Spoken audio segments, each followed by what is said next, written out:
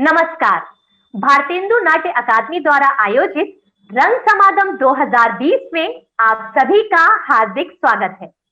आज जब कोरोना काल में हम सभी की दिनचर्या लगभग अस्त व्यस्त हो चली है, तो ऐसे में हमारे माननीय राज्य मंत्री स्वतंत्र प्रभार संस्कृति विभाग उत्तर प्रदेश शासन श्री नीलकंठ तिवारी जी की प्रेरणा से प्रमुख सचिव श्री मुकेश कुमार मेश्राम जी, निदेशक एवं विशेष सचिव संस्कृति विभाग उत्तर प्रदेश शासन श्री शिशिर जी के मार्गदर्शन में हमारी अकादमी एक नवीन पहल के साथ आप सभी के समक्ष उपस्थित है, लेकर रंग समागम 2020। इस रंग समागम के माध्यम से वेबिनार के जरिए हम जुड़ते हैं कला जगत की उन तमाम विभूतियों के साथ जिन्होंने कला जगत में अपनी एक विशेष पहचान बनाई है, एक मुकाम हासिल किया है, एक मानक स्थापित किया है। इसी कड़ी में हमारे आज के जो मेहमान हैं वो भूतपूर्व छात्र हैं बीएनए के और साथ ही टेलीविजन के बहुत ही प्रसिद्ध डायरेक्टर हैं। जी हाँ, हम बात कर रहे हैं श्री विजय सैनी जी की। नमस्कार सर, भारतेंदु नाट्य अकादमी द्वारा आयोजित रंग समागम 2020 में आपका हार्दिक स्वागत है। स्वागत तृप्ति जी। और मैं धन्यवाद दूंगा कि हमारी संस्था, हमारी भारतेंदु नाट्य अकादमी, जहाँ हमने पढ़ा और हमने पढ़ाई की, आज वो इंटरव्यू के लिए मुझे बुलाए, मुझे बहुत अच्छा लगा।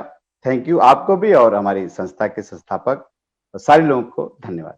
धन्यवाद सर। आशा करते हैं कि इस कोरोना काल में आप और आपका परिवार सकुशल एवं स्वस्थ होगा। बिल्कुल, सब लोग स्वस्थ हैं। मैं तो मुंबई में पूरा कोरोना काल में था, लॉकडाउन में, और जुलाई से मैं घर गया और वहाँ पे कुछ दिन रहा। अभी इस समय प्रेजेंट में मैं गुड़गांव में हूँ, तो एक वेब सीरीज कर रहा हूँ। तो बस सब लोग स्वस्थ हैं और मैं चाहता हूँ कि सब लोग स्वस्थ हो, मैं भी स्वस्थ हूँ, सब लोग स्वस्थ रहें, यही मेरी कामना है। सर, शुरुआत करते हैं आज के साक्षात्कार की। सबसे पहले हम यही जानना चाहेंगे आपसे कि आपका बचपन कहाँ बीता, क्या शौक रहे और रंगमंच से कब और किस तरह जुड़ाव हुआ?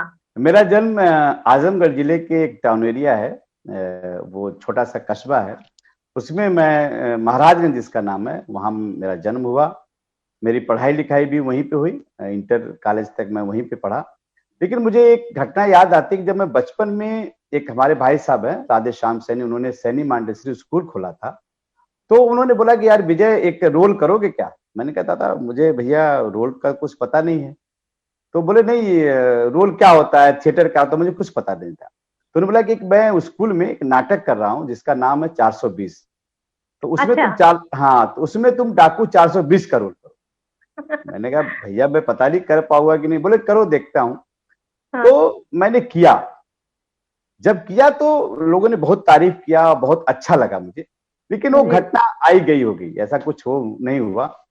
फिर मैं 12th तक जब मैं अपने महाराजगंज में पढ़ाई किया इंटर कॉलेज में, इसके बाद मुझे लगा कि अब चूंकि हमारा एक पैतृक व्यवसाय भी था, हम लोग करते थे, हमारे पिताजी, हम लोग सब लोग मिलके। तो जब मेरा छोटा भाई थोड़ा बड़ा हो गया तो ये हुआ कि अब कुछ पढ़ने के लिए मुझे आगे बढ़ना चाहिए। तो जब मैं इलाहाबाद पढ़ने गया यूनिवर्सिटी में, तो वहां पे मुझे लगा ना कि कुछ अलग करना चाहिए, कुछ क्रिएटिविटी करनी चाहिए। तो मैं वहां पे गया, कई लोगों से मिला जुला, तो मैंने देखा कि यार वहां पे लोग मतलब 35 साल 40 साल के लोग तैयारी कर रहे हैं आईएएस की। तो मुझे लगा कि नहीं यार, कुछ मुझे अलग करना है। अलग क्या करना मुझे कुछ पता नहीं। फिर किसी एक दोस्त ने बोला कि थिएटर करोगे? मैंने कहा मुझे थिएटर के बारे में तो कुछ नहीं पता। बोला नहीं, मैं बताता हूँ, चलो एक ग्रुप के साथ। तो उस समय एक ब्रिज कुमार मित्तल सर थे जो यूनिवर्सिटी में प्रोफेसर भी थे और अपने घर पे वो थिएटर करते थे। हम सब लोग गए, तो मुझे पहली बार इतना अच्छा लगा थिएटर में कि 10-20 लोग होते हैं, रीडिंग कर रहे हैं, नाच गाना हो रहा है। तो मुझे लगा यार कुछ तो अलग है, कुछ करना चाहिए। तो उनके साथ मैंने एक प्ले किया जिसका नाम था चाणक्य। क्योंकि मैंने बीए में एडमिशन ले लिया था यूनिवर्सिटी में, तो बीए के साथ साथ मैं थिएटर भी करता था। फिर इसके बाद वहां पे अनिल रंजन भौमिक दादा का एक संस्था था जिसका नाम था समानांतर। वो बहुत एक्टिव, बहुत अच्छे से काम करते थे। भौमिक दादा बैंक में भी नौकरी करते थे और सुबह 7 से लेकर 9 बजे तक प्ले भी करते थे। तो मैं उनसे गया मिलने। तो उस समय वो नुक्कड़ नाटक करते थे, तो उनके साथ मैं नुक्कड़ नाटक में ज्वाइन किया। तो उनको लगा कि नहीं, ये बंदा सीरियस है, थोड़ा अच्छा काम करेगा। फिर बोले विजय तुम प्ले में काम करो। तो मैं उनके यहाँ प्ले में लग गया। और ये भी था कि अपने ऊपर किसी का हाथ नहीं था, तो बहुत मेहनत करता था मैं। मुझे याद है कि सीनेट हॉल में हम लोग रिहर्सल करते थे, चाहे गर्मी हो, चाहे जाड़ा हो, चाहे बरसात, कुछ भी हो। सुबह 7 बजे 6 बजे मैं पहुंच जाता था, उस सीनेट हॉल की सफाई करके और पूरा सब कुछ करके रेडी करके, जैसे दादा आते थे तो हम लोग रिहर्सल वर्कशॉप करते थे। दादा बहुत अच्छे मन से सिखाते थे। फिर मैं चाय वो पिलाने लगा, मतलब एक छोटे से होता है ना, शुरुआत करते थे, वहां से मैं शुरुआत किया। फिर मैंने वहां कई सालों तक दादा के साथ काम किया, मेरा साथ में बीए भी चलता रहा। कई प्ले भी किया, मंथन किया, पांचाली किया, कई प्ले किया, मुझे थोड़ा कुछ कुछ याद आ रहा।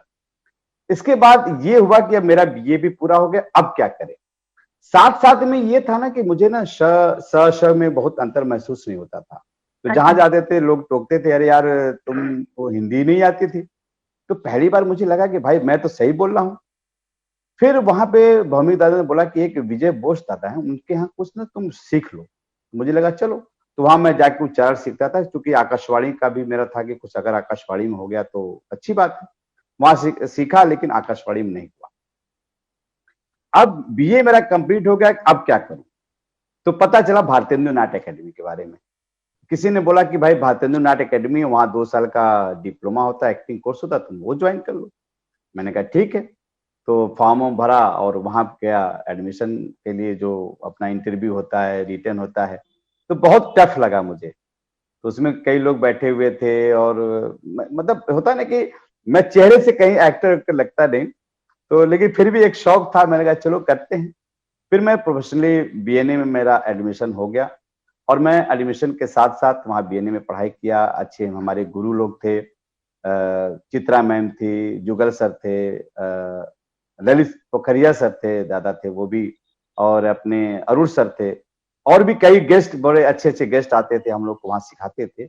लेकिन पढ़ाई बहुत होती थी। तो मुझे लगा जो हम लोग फ्री होके काम करते थे ना, जैसे इलाहाबाद में हमने नाटक किया, गए और कोई पढ़ाई लिखाई नहीं, अपना प्ले पढ़े और किए, तो वहां पढ़ाई भी करनी पड़ी। मुझे लगा यार ये तो बहुत कठिन है। खैर, धीरे धीरे मुझे लगा कि नहीं, अगर इस लाइन में, इस फील्ड में कुछ करना है तो आपको पढ़ना पड़ेगा। तो हमने साथ साथ पढ़ाई भी किया, प्ले भी किया। और मुझे एक याद है कि बहुत अच्छा प्ले, क्योंकि मैं वही बोलता हूँ कि चेहरे से मैं बहुत अच्छा एक्टर उक्टर नहीं लगता था। तो मेरी कास्टिंग भी छोटे मोटे रोल में होती थी बीएनए में। 99 में मेरा एडमिशन हुआ, और इसके बाद उसी समय मेरी शादी भी हो गई। 98 टू 2000 वाले बैच में हुआ था मेरा। तो 99 में मेरी शादी भी हो गई।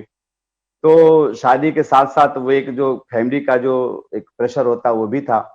फिर जब शायद 2000 के आसपास, 99 के लास्ट और 2000 में हमने एक प्ले बहुत अच्छा किया था, जिसका नाम था वीर अभिमन्यु। तो मैंने उसमें पहली बार एक मेन रोल किया था, वीर अभिमन्यु का। तो सबने देखा, और मुझे याद है कि जुगल सर ने बोला था कि यार हम तुमको कुछ और समझते थे और तुम तो कुछ और निकले, बहुत अच्छा गजब। काम किया। हाँ, सबने बहुत अच्छी तारीफ किया मेरी। जी। तो मुझे जी। भी लगा कि नहीं यार, गुड, करते। सर, बीएनए के दौरान आपने कौन कौन से नाटक किए, कौन से नाटकों से आपकी खास यादें जुड़ी हैं, और किन निर्देशकों के साथ काम किया जिनका अनुभव आज भी आपके काम आ रहा है? बिल्कुल, वहां तो हमने कई प्ले किया, जुगल सर के डायरेक्शन में भी किया, अरुण सर के डायरेक्शन में किया, चित्रा मैम के भी डायरेक्शन में किया। और एक माधवी प्ले मुझे याद है, उर्मिल उर्मिल थपलियार सर के साथ हमने किया। और जो मैंने वीर अभिमन्यु के बारे में बताया, अवस्थी सर के डायरेक्शन में किया, जिसमें मैंने वीर अभिमन्यु का रोल किया था, लोगों ने बहुत तारीफ किया था। तो कई प्ले किए, बड़ा अच्छा अनुभव था, बहुत अच्छा लगा भी। इसके बाद जब आप मुंबई पहुंच गए, तो वहां पर किस तरह से सफर की शुरुआत हुई, किस तरह से आपका स्ट्रगल शुरू हुआ, काम कैसे मिला, उसके बारे में बताएं। बिल्कुल। अब 2000 में मैं पास आउट हो गया। अब ये हुआ कि घर गया तो हमने मम्मी पापा से बोला कि भाई हमें मुंबई जाना है। पिताजी थोड़ा सा, हम बड़े थे तो बोले यार मुंबई मत जाओ, यहीं कुछ करो। मैंने कहा नहीं, मुंबई जाऊंगा। बोले ठीक है, तुम्हारा मन है तो जाओ। फिर हम 2001 में जनवरी में मुंबई आए एक्टर बनने के लिए। वहां पे जब पहली बार मुंबई आए तो स्टेशन में इतनी भीड़। हाँ, ये था मेरे लिए कि मेरे एक बुआ का लड़का था अशोक, उसके यहाँ मुझे रहने की व्यवस्था हो गई थी। चाली में रहता था, छोटी सी चाल थी, उसमें रहने की व्यवस्था हो गई थी। तो मैं उसके पास गया। अब वहां पे बड़ी मुश्किल की, एक छोटी सी चाल में हम 2-3 लोग रहते थे, और हम जब लैट्रिन जाते तो लंबी लाइन लगती थी, उसकी भी स्थिति। तो वो सब जो अनुभव रहा बहुत जी। अच्छा रहा। इसके जी। बाद मैं, हाँ, एक्टिंग के लिए ऑडिशन देने गया पहली बार। तो जब मैं ऑडिशन किसी कंपनी का, मुझे याद नहीं, कंपनी का ऑडिशन देने गया, तो बहुत लंबी लाइन लगी थी और एक से हट्टे कट्टे लोग। मैंने कहा अब क्या? तो बोले ऑडिशन दो, कुछ होगा देखते। तो वहां पे मुझे भी लगा कि यार ठीक है, ऑडिशन तो दिया हमने एक दो जगह, लेकिन सच बोलूं तो कहीं एक्टिंग में बहुत ज्यादा काम नहीं मिला। क्योंकि मेरी शादी भी हो चुकी थी। शादी के बाद ये हुआ कि हम लोग, मतलब मुझे याद है कि हमारा बैच और हमारे सीनियर के बैच जितने भी लोग थे, बहुत स्ट्रगल करते थे हम लोग। मतलब मुझे लगा कि बीएनए के ज्यादातर ऑफिसर्स हम लोग टच करते थे। लेकिन एक होता ना कि थिएटर, एक तो आपका चेहरा मोड़ा भी नहीं अच्छा, जिस तरह से आज स्कोप है एक्टर बनने का कि बहुत ऑप्शन खुल गया, जैसे सावधान इंडिया, क्राइम अलर्ट, और फिल्में भी अच्छी अच्छी आ गई। उस समय तो नौकर भी बड़े स्मार्ट और बल्ले वाले लिए जाते थे जी, बालाजी गोरे टेलीफिल्म चिट्टे, में। लंबे चौड़े, अच्छे बिल्कुल नैन बिल्कुल वाले। बिल्कुल। जी, तो कुछ दिन मैंने एक्टिंग में स्ट्रगल किया। मुझे एक बहुत अच्छी घटना याद है कि एक बंदा, शक्तिमान की शूटिंग हो रही थी जी, फिल्म सिटी में शायद, उसने बोला आ जाओ एक्टिंग करने के लिए। तो मैं क्या एक्टिंग करने के लिए? मैंने कहा "हाँ, क्या रोल है?" बोला कुछ नहीं, ये चिता जल रही है और उसके पीछे तुमको खड़ा होना। तब मुझे ये नहीं पता था कि जूनियर आर्टिस्ट का हम लोग होता नहीं कि भाई चलो जो मिले हाँ, करो। हाँ, तो हाँ, तो मैं वहां पे खड़ा हो गया। मैंने कहा डायलॉग, बोला कुछ नहीं, बस साइड होके देखना। मैंने कहा अच्छा ठीक है भाई। तो उस छोटे से रोल किया तो मतलब घर, शक्तिमान तो बहुत हिट सीरियल था। तो जी। सबके बड़े चचारी विजय आया, विजय आया, लेकिन मुझे कुछ पता नहीं था विजय आया क्या किया। वो तो अब पता चलता है कि जैसे जूनियर आर्टिस्ट साहब बोल देते हैं कि भाई जूनियर आर्टिस्ट आ जाओ और वो काम करो। हाँ, तो ऐसे करते करते धीरे धीरे मैं एक बेटी का बाप भी बन गया था। तो हुआ कि अभी मुझे कुछ अपने बारे में सोचना पड़ेगा कि एक होता ना कि मैं हमेशा सबसे बोलता हूँ कि मुंबई जब आप आइए, थोड़ा अपने आप को कई ऑप्शन समझ के आइए। ठीक है, एक्टर बनने आए हैं तो आपको कुछ और करना चाहिए।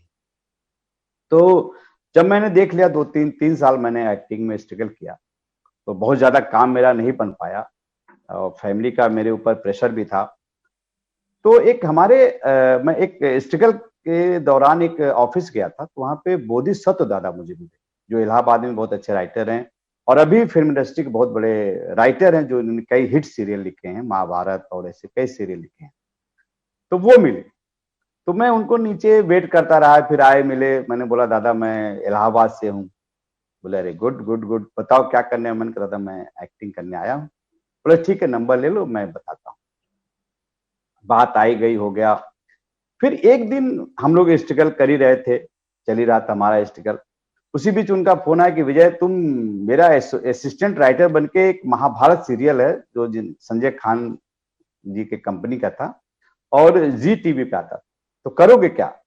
मैंने कहा था मैं तो एक्टिंग करने आया हूँ, कहाँ राइटर, मुझे बहुत ज्यादा सेंस नहीं है, और महाभारत तो बहुत बड़ा मतलब एक काम है, कैसे कर पाऊंगा?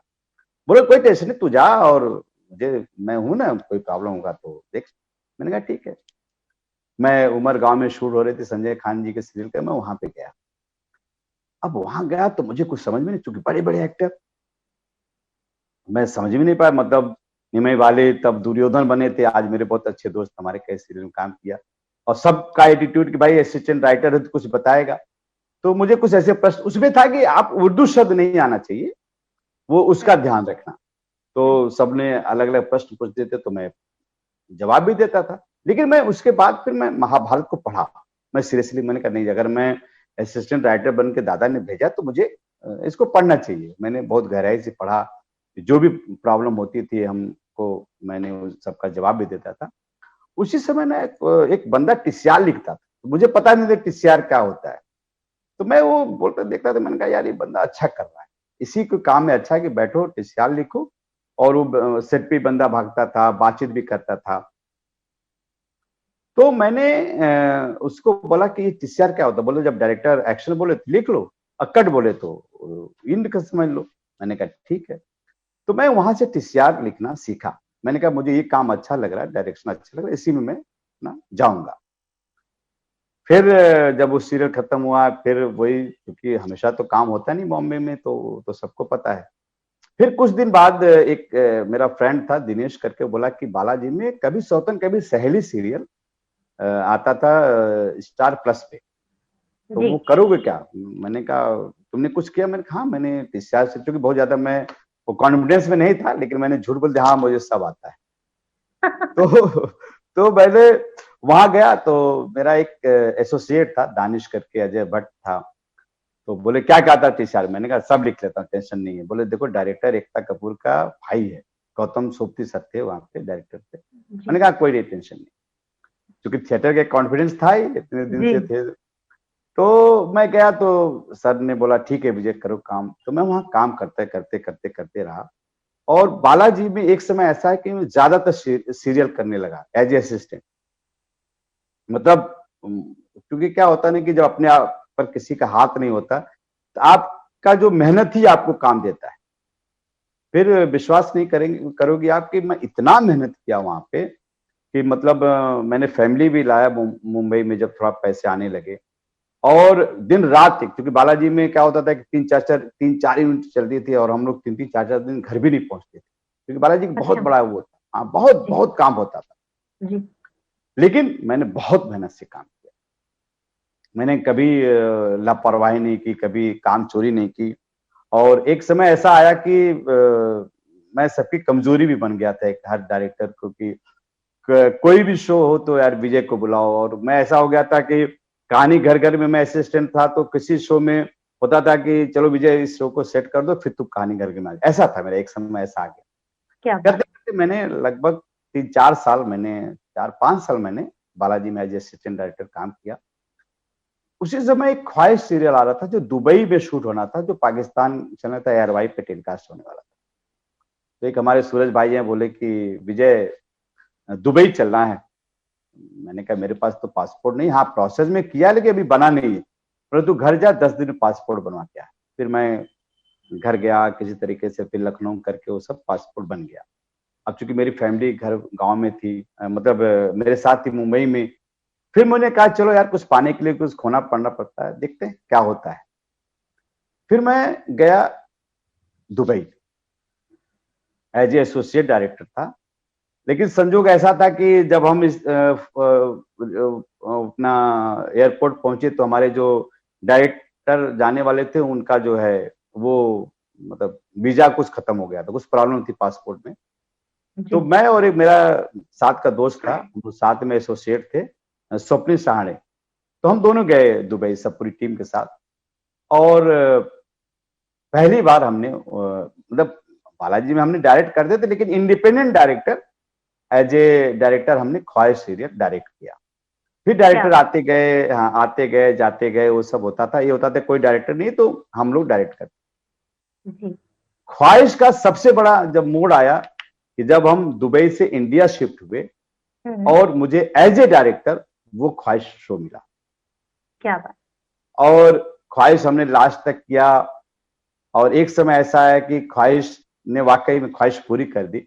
बड़ी खुशी होती है जब आपके ऊपर किसी का हाथ ना हो और आप मेहनत से ही आगे बढ़े, तो बहुत बहुत बड़ी बात होती है। और मेरे लिए वाकई में बहुत बड़ी बात, मैंने कभी सोचा भी नहीं था। सच बोलूं कि मैंने कभी नहीं सोचा था मैं डायरेक्टर बनूं। फिर ख्वाहिश के बाद, ख्वाहिश सीरियल जब इंड हुआ, इसके बाद मुझे लगा कि अब क्या करूंगा। फिर एक समय ऐसा हुआ कि बालाजी में मुझे कई सीरियल मिले, कभी मतलब कयामत आता था स्टार प्लस पे, फिर वो मैंने डायरेक्ट किया। फिर कसम से, फिर कहानी घर घर की। मतलब होता था कि जिस सीरियल में आप एज ए असिस्टेंट काम किए हो, फिर उस सीरियल को आप डायरेक्ट करने लगे। ये बहुत बड़ी बात होती है, बहुत बड़ी। और बालाजी में फिर मैंने बड़े अच्छे डायरेक्ट किया, कई ऐसे मतलब लगभग 40 सीरियल और लगभग 3-3.5 हजार एपिसोड डायरेक्ट किए। तो ये मुझे मेहनत के बल पे ही मिलता है। बाकी मैं सच बोलूं तो मेहनत ही मुझे यहाँ तक पहुंचाया है। बाकी तो स्ट्रगल तो है ही, लाइफ में कभी अंत नहीं है। सर, रंगमंच में निर्देशन और फिल्मों में, टीवी सीरियल में निर्देशन करना, क्या अंतर रहा, क्या अंतर देखते हैं, उसके बारे में भी बताएं। बिल्कुल। देखो थिएटर का, जब तक मैं मुंबई से पहले बीएनए में था कभी थिएटर एज ए डायरेक्ट मैंने नहीं किया था।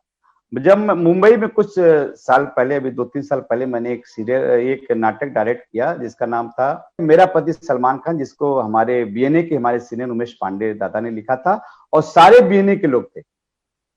बहुत बढ़िया। तो सीरियल का डायरेक्शन और अपना रंगमंच का डायरेक्शन में फर्क ये है कि रंगमंच में आपको टाइम मिलता है। आप एक प्ले को 10 दिन, 15 दिन, 20 दिन रिहर्सल करके आप उसको करते हो। लेकिन सीरियल में मैं बताता हूं कि कल का टेलीकास्ट आज आप कर रहे हो, आपको पता भी नहीं होता, सेट पे जाते हो पता भी नहीं क्या करना होता है, सीन आते हैं और आपको बहुत फास्ट काम करना पड़ता है। फास्ट मीन्स है कि आपको करेक्टर भी समझना है, आपको सेट भी देखना कैसा है, लुक भी देखना है, कहीं मूड नहीं जा, आर्टिस्टों का मूड सही जा रहा है कि नहीं जा रहा है, वो पूरी जिम्मेदारी होती है। तो यही अंतर है कि आपको थिएटर में टाइम मिलता है और सीरियल और फिल्मों में टाइम नहीं मिलता। अब हम यहाँ ये जानना चाहते हैं कि एक रंगमंच पर अभिनय करना और एक ऑन स्क्रीन एक्टिंग करना, क्या अंतर है दोनों में? बिल्कुल, देखो थिएटर में क्या होता है ना कि हम जब थिएटर रंगमंच का कोई प्ले नाटक करते, कोई भी एक्टर करता है तो उसको 1500 लोगों को सुनाना पड़ता है कि ये मतलब होता है कि ये मेरा धनुष है, धनुष अश्वत्थामा का, पूरा लाउड रिएक्शन और लाउड सब कुछ होता है। लेकिन जब आप टीवी सीरियल और फिल्म में होते तो आप बच जाते हो। जैसे हमने वाइड किया तो वाइड में चलो आप सब कुछ आप हाथ हिला सकते हो सब कुछ, लेकिन जब टाइट क्लोज हो तो आप लेफ्ट राइट नहीं जा सकते, जितना ब्लॉक है उतना ही आपको रखना है। दूसरी बात कि हम जब हमारी आवाज जब थिएटर में बहुत तेज होनी चाहिए, क्योंकि हमारे पास ज्यादा साउंड की सुविधाएं नहीं होती जितना, और हमें 1500 लोगों की आवाज पहुंचानी होती है। सीरियल और फिल्म में होता है कि आप धीरे से बोले और कैसे हैं, क्या हाल चाल है, तो आपको इतना स्ट्रांग माइक होता है और आपको तुरंत कैच कर लेता है।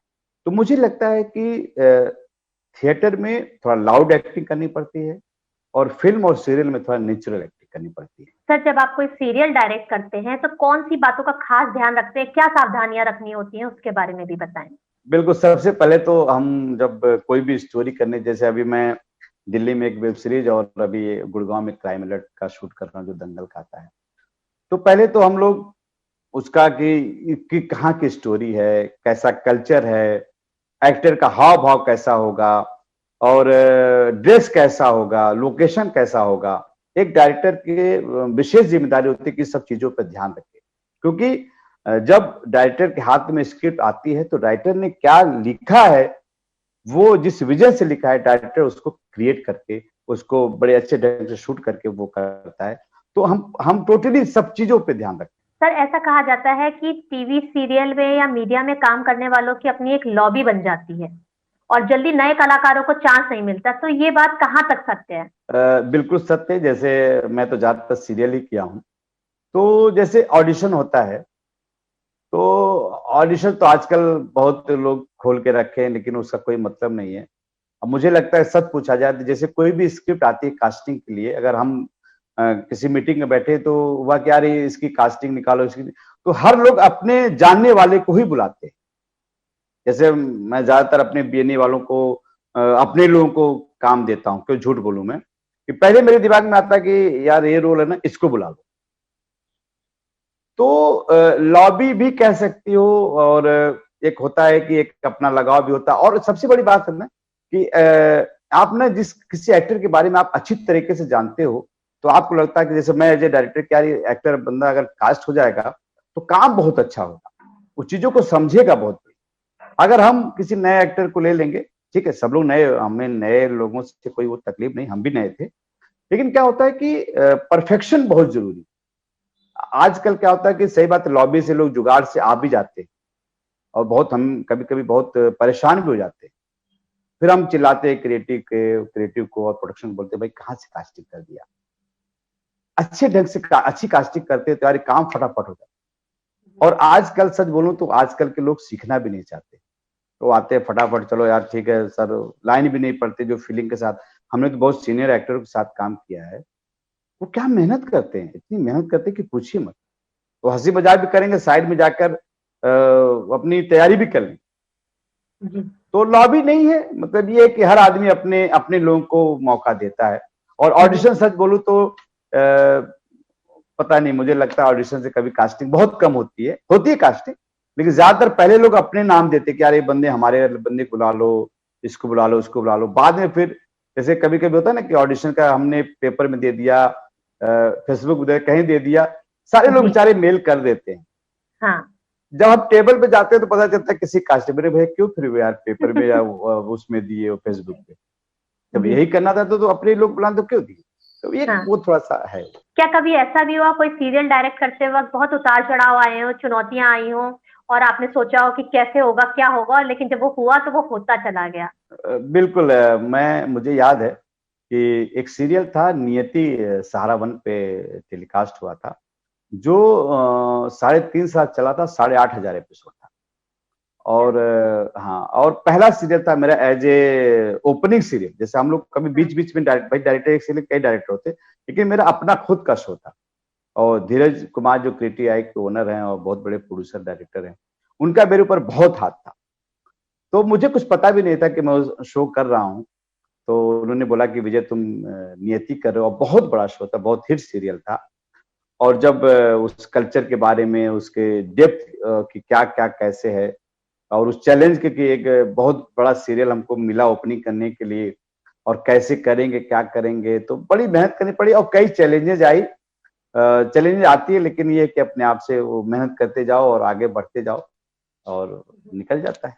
सर, आप अपने आप को एक निर्देशक के रूप में कैसे देखते हैं, कहाँ देखते हैं, और क्या ऐसी वो खास बात है जो आपको लगता है कि एक निर्देशक में होनी चाहिए और जिसकी वजह से आपको एक के बाद एक सीरियल मिलते चले गए, आपका काम कभी नहीं रुका? अच्छा प्रश्न है। जैसे मैं जब असिस्टेंट था ना, तो मैं डायरेक्टर लोगों को, सर अपने कई हमारे बॉस ने देखता था, तो कभी कभी लगता है कि जो बहुत टाइट होता है डायरेक्टर, वो थोड़ा खराब होता है, जो थोड़ा स्वीट होता है बड़ा अच्छा होता है। जो मेरे बारे में ये है कि मैं जब कोई शो पकड़ता हूँ, तो चूंकि मैं चेहरे से और अपने हाव भाव से कहीं से डायरेक्टर लगता नहीं। कोई भी मुझे जब देखता है ना, अच्छा विजय जी आप हैं, अच्छा अच्छा, ओके ओके। अगर काम मेरे साथ एक बार कर लिया ना, तो हमेशा मेरे साथ ही करेगा वो। ऐसा जैसे क्रिएटिव आई बहुत बड़ी कंपनी है, मैं उनके साथ बहुत काम किया। बालाजी है, उनके साथ मैंने बहुत काम किया as a assistant, as a director. तो मुझे क्या लगता है कि प्रेशर बहुत होता है। जैसे हम सीरियल के डायरेक्टर हैं, तो एक दिन में आपको 15-20 मिनट 25 मिनट निकालना होता है, लेकिन कैसे आप टैकल करते हो। लोग मुझे बोलते हैं कि विजय जी आप बहुत कूल होकर काम करते हो, पता ही नहीं चलता कब सीन हो जाता है। प्रेशर अपने ऊपर भी होता है, लेकिन मुझे लगता है कि हम अगर अपना प्रेशर सामने वाले आर्टिस्ट को दिखाएंगे, तो और काम खराब होगा। क्योंकि एक एक्टर का भी अपना एक इमेज है और अपना एक थॉट है। ठीक है, अगर वो कभी अच्छे से आपकी एक्टिंग नहीं कर पा रहा है, बोल नहीं पा रहा, तो आप उसको समझाओ। तो मेरा क्या, मैं बहुत प्यार से समझाता हूँ। मेरा यही एक बहुत बड़ा है कि, और उसकी वजह से, उस व्यवहार की वजह से मुझे निरंतर कुछ न कुछ काम मिलता रहता है। सर, आपका इस बारे में क्या कहना है कि कोई इंस्टीट्यूट किसी कलाकार को बनाने में कितनी मदद करता है, कितनी सहायता मिलती है उसको अपना आगे का काम करने में? बिल्कुल, मैं अगर आज यहाँ पे हूँ, तो भारतेंदु नाट्य अकेडमी का बहुत बड़ा योगदान है कि मैं देखो, एनएसडी हो चाहे बीएनए हो, इंस्टीट्यूट से बहुत फायदा होता है। आपको कई चीज सीखने को मिलती है। आप, मैं वही सबसे बोलना भी चाहूंगा कि अगर आप एक्टर बनना चाहते हैं या कुछ भी किसी भी फील्ड में जाना चाहते हैं, अगर मीडिया में जाना चाहते हैं, तो आपको थिएटर करना बहुत जरूरी है, साथ में आपको इंस्टीट्यूट में जाना जरूरी है। और आपको बहुत ना, एक जैसे होता है ना कि एक एक्टर को आगे बढ़ने के लिए कोई भी संस्था बहुत बहुत सहयोग करती है। अगर मैं भारतीय नाट्य अकेडमी में अगर पढ़ाई नहीं करता, तो शायद मैं आज यहाँ तक नहीं पहुंच पाता। पढ़ाई किया, लोग मिले, मेरे सीनियर मिले, और हम लोग आज बढ़ते बढ़ते, तो बहुत योगदान है रहता है अपनी संस्था, किसी भी संस्था से अगर आप कोर्स करते हैं या एक्टिंग का डिप्लोमा लेते हैं या एक्टिंग सीखते हैं, तो बहुत बड़ा योगदान। सर, इस बारे में आपका क्या कहना है कि अक्सर कहा जाता है कि थिएटर का स्टूडेंट होकर रंगमंच की शिक्षा लेके सीधा मुंबई चला जाता है और फिल्मों में और टीवी सीरियल के लिए काम में सीधे जाके लग जाता है और रंगमंच को बहुत पीछे छोड़ देता है, फिर रंगमंच से कोई लेना देना नहीं रहता। बिल्कुल सही प्रश्न है, लेकिन क्या है कि आज हमारा रंगमंच, आज इतने वर्ष हो गए, लेकिन किसी ने रंगमंच को व्यवसायिक रूप नहीं दिया। आज क्यों हम बोलते हैं कि थिएटर में कुछ नहीं, और आप कब तक थिएटर में काम करते रहेंगे भाई। फैमिली है, परिवार चलाना है, और सबका सपना होता है कि हम मुंबई में जाके कुछ करेंगे। और सही बात है कि चाहे एनएसडी करने वाले हों, चाहे बीएनए करने वाले, सीधे मुंबई ही जाते हैं, क्योंकि वहां पे नाम भी है, पैसा भी है। मैं तो ये रिक्वेस्ट करना चाहूंगा कि हर बंदा, जैसे अभी मैं थिएटर करना चाहूँ, मुझे बहुत अच्छा लगता है, लेकिन कभी कभी सोचते हैं कि भाई परिवार कैसे चलेगा। तो इस तरीके से अगर कुछ हो जाए ना, चाहे वो गवर्नमेंट की तरफ से कि भाई चलिए कुछ एक अच्छा पेमेंट मिले, कुछ मिले, तो कोई नहीं जाएगा, क्योंकि थिएटर से अच्छा तो कुछ नहीं है। लेकिन सिर्फ मुझे लगता है कि एक नाम कमाने के लिए, पैसा कमाने के लिए लोग मुंबई जाते हैं और बहुत सफल भी हुए। तो कभी-कभी तकलीफ भी होता है कि यार हमको गवर्नमेंट इतना पैसा देकर और स्कॉलरशिप देकर पढ़ाती है और हम उस थिएटर को आगे नहीं बढ़ा पाए। फिर कभी लगता है कि मजबूरियां जो है आपको उस तरफ खींच ले जाती है और थिएटर से हम दूर हो जाते हैं। सर, आपका ऐसे कलाकारों के लिए क्या सुझाव है जो मीडिया में काम करना चाहते हैं? उन्हें किस तरह की तैयारी करनी चाहिए, किन बातों का ध्यान रखना चाहिए? बिल्कुल, मैं एक चीज बहुत अच्छे तरीके से बता देना चाहता हूँ कि चाहे वो थिएटर का आर्टिस्ट हो, चाहे कोई भी हो, उसको मेहनत करनी चाहिए। और दूसरी बात है कि किसी एक सांचे में मत बांध के आए। अगर इन केस मुंबई अगर वो एक्टर आना भी चाहता बनने, तो कई फील्ड में, अपनी फील्ड में कई ऐसी चीजें, जैसे असिस्टेंट डायरेक्टर है, डायरेक्शन है, कैमरा है, असिस्टेंट कैमरा है, मेकअप, हेयर, साउंड, ऐसे पचासों काम है। तो मुझे क्या लगता है कि बहुत एक्टर ऐसे होते हैं जो चूंकि थिएटर में अच्छा एक्टर होता तो बहुत घमंड भी हो जाता, जैसे हम लोग को भी बहुत घमंड था कि हम बम्बई जाएंगे तो फाड़ देंगे। लेकिन मुझे लगता है कि किसी कंफ्यूजन में रहना चाहिए। सबसे बड़ी बात है कि अपने आप को खुद समझो, अपनी औकात आप समझो। अगर आप दीजिए टाइम, मुझे लगता है कि मैं सबसे यही बोलना चाहता हूँ कि आप अपने को एक बांध दीजिए कि भाई अगर मैं 2-3 साल एक्टिंग देता हूँ, 2-3 साल अगर नहीं होता तो मैं फील्ड चेंज कर देता हूँ। जैसे मैं भी एक्टर बनने के लिए आया, मैंने फील्ड चेंज करके डायरेक्शन, कोई गलत काम नहीं किया। तो इसी तरीके से आप अपने आप को वक्त दीजिए, आप अपने आप को बेवकूफ मत बनाइए। मैं बहुत, मेरे ऐसे मित्र हैं, बहुत ऐसे लोग हैं जो बेचारे नहीं, मुझे एक्टिंग ही करनी है, मैं एक्टिंग में ऐसा झंडा गाड़ूंगा कि ठीक है झाड़िए, लेकिन आप देखिए ना, आपकी शादी हो चुकी है, बच्चे हैं, घर का प्रेशर है, सब कुछ है। आप दूसरा भी फील्ड में करिए। जरूरी नहीं कि सारे, अगर इंडस्ट्री सारे थिएटर के आर्टिस्ट और पूरी दुनिया अगर एक्टर ही बनेगी तो बाकी काम कौन करेगा।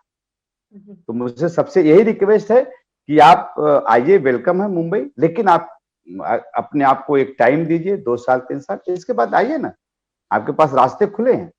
लेकिन अपनी औकात समझ कर आइए, अपने आप को बेवकूफ मत बनाइए, मैं यही कहना चाहूंगा। सर, आपसे बात करके बहुत खुशी मिल रही है और बात करते करते देखिए हम साक्षात्कार के अंतिम चरण में पहुंच चुके हैं। सर, संस्कृति विभाग उत्तर प्रदेश शासन के उच्च अधिकारियों के प्रोत्साहन से श्री रमेश चंद्र गुप्ता जी, निदेशक भारतेंदु नाट्य अकादमी की इस पहल यानी रंग समागम 2020 के संबंध में हम आपके विचार जानना चाहेंगे। बिल्कुल, मुझे बहुत खुशी होती कि रमेश सर ने इतना अच्छा काम किया और जब से वो डायरेक्टर बने हैं बहुत प्रोग्रेस भी हुआ। मैं पता करता रहता हूँ, चलता भी रहता है। बीच बीच में कुछ चीजें होती हैं, वो हर जगह भी है। हम, मुझे याद है कि जब हम अपने भारतीय नाट्य अकादमी, जब हम बीएनए में थे, उस समय भी डायरेक्टर को लेकर बहुत पंगे हुए थे। तो उसमें सुशील सिंह आए थे एज ए डायरेक्टर। अभी भी बड़े पंगे होते हैं। मुझे लगता है कि किसी विशेष व्यक्ति से नहीं कुछ होना चाहिए। अगर उस गुप्ता जी अगर उस सीट पे बैठे हैं, डायरेक्टर के सीट पे बैठे हैं, जैसे भी है, मुझे नहीं, ठीक है, हर आदमी प्रोग्रेस करता है, मांग होनी चाहिए, जो मांग हो रही अच्छी बात है, लेकिन किसी विशेष व्यक्ति से आप मत वो करिए। आप कई साधन और हैं, आप सरकार से, और लोग कर भी रहे हैं, हमारे सीनियर भी कर रहे हैं, सेव बीएनए करके भी लोग बनाए हुए हैं। लेकिन मुझे लगता है कि जो 2-3 साल से मैं गुप्ता जी से के बारे में सुनता हूँ, तो अच्छा काम कर रहे हैं। तो मुझे लगता है कि जो अच्छा काम कर रहा है उसका वेलकम होना चाहिए। बाकी चीजें तो ठीक है, डायरेक्टर थिएटर का हो और सब कुछ, हम लोग भी चाहते हैं कि बीएनए हमारे आगे बढ़े और अच्छे लोग आए। तो मैं सबके साथ हूँ, लेकिन किसी व्यक्ति विशेष का विरोध नहीं होना चाहिए। ऐसा नहीं कि गुप्ता जी मुझे वर्कशॉप दे रहे हैं और ये दे रहे हैं, मैं इसलिए बोल रहा हूँ। जो मैंने सुना कि गुप्ता जी बहुत अच्छा काम कर रहे हैं और रंग समागम भी किए, बड़े अच्छे अच्छे आर्टिस्टों को लाए और यहाँ तक बीएनए के लोगों को लाए, मुझे भी बुलाया, उनका भी धन्यवाद। तो बस यही बोलूंगा कि धन्यवाद गुप्ता जी को, धन्यवाद भारतेंदु नाट्य अकेडमी को जो उन्होंने मुझे बुलाया, और धन्यवाद आप लोगों का। सर, आपने बहुत अच्छी बातें करी और बहुत अच्छे से सारी जानकारियां दी। हम उम्मीद करते हैं सभी सुनने वालों को इससे जरूर लाभ मिलेगा। आपने हमारे कार्यक्रम के लिए समय निकाला। भारतेंदु नाट्य अकादमी परिवार की ओर से हम आपका हार्दिक धन्यवाद करते हैं। थैंक यू, धन्यवाद हम भी कहेंगे हमारे सुनने वाले को, और थैंक यू भारतेंदु नाट्य अकादमी जो मुझे बुलाया। धन्यवाद, थैंक यू।